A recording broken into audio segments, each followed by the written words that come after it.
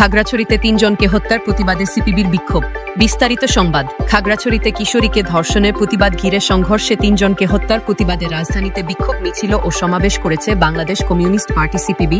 সমাবেশে বক্তারা অবিলম্বে এই হত্যাকাণ্ডের সুষ্ঠু তদন্ত ও বিচারের দাবি জানিয়েছেন। আজ মঙ্গলবার বিকেলে রাজধানীর পুরানা পল্টনের মুক্তি ভবনের সামনে এই সমাবেশ অনুষ্ঠিত হয়। এ সময় সিপিবির সভাপতিমণ্ডলীর সদস্য রাগিব আহসান বলেন, মার্কিন সাম্রাজ্যবাদী ও আঞ্চলিক আধিপত্যবাদী শক্তিগুলোর আগ্রাসী ভূরাজনৈতিক তৎপরতার কারণে লুসাই পর্বতমালা জুড়ে ক্রমাগত নিরাপত্তা ঝুঁকি বৃদ্ধি পাচ্ছে। এ বাস্তবতায় বাংলাদেশের নিরাপত্তা ও সার্বভৌমত্বের স্বার্থে ঐক্য ও সংহতি জোরদার করা বিশেষভাবে প্রয়োজন। সিপিবির সাধারণ সম্পাদক আব্দুল্লাহ কাফি রতন বলেন, পাহাড়ি কিশোরীকে দলবদ্ধ ধর্ষণ সহ সারা দেশে অব্যাহত ধর্ষণ নিপীড়নের ঘটনায় জড়িত ব্যক্তিদের গ্রেপ্তার ও বিচার করতে হবে। পাহাড়ে স্থায়ী শান্তির জন্য পার্বত্য অঞ্চলে গণতান্ত্রিক পরিবেশ নিশ্চিত করতে হবে।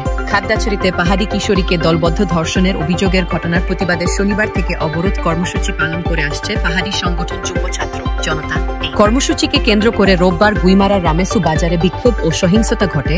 পাহাড়িদের সঙ্গে আইন শৃঙ্খলা রক্ষাকারী বাহিনীর পাল্টাপাল্টি ধাওয়ার ঘটনা ঘটে। আইন শৃঙ্খলা রক্ষাকারী বাহিনীর সঙ্গে যুক্ত হয় স্থানীয় একটি পক্ষ। এ সময় সিপিবির কেন্দ্রীয় কমিটির সদস্য শাহিন রহমান বলেন, সংবাদপত্র থেকে শুরু করে সরকারি নথিপত্র সর্বত্র ক্ষুদ্র জাতিগোষ্ঠীর পরিচয় মুছে দেওয়ার চক্রান্ত চলছে। ক্ষুদ্র জাতিগোষ্ঠীর সাংবিধানিক স্বীকৃতি ও ভূমি সমস্যার স্থায়ী সমাধান করতে হবে।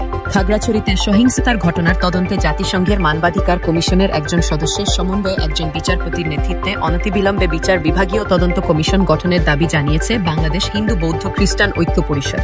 একই সঙ্গে পাহাড়ি জনগোষ্ঠীর স্বার্থ ও অস্তিত্ব রক্ষায় পার্বত্য শান্তি চুক্তির বাস্তবায়নে কার্যকর পদক্ষেপ গ্রহণের জন্য সরকারের কাছে জোর দাবি জানিয়েছে তারা।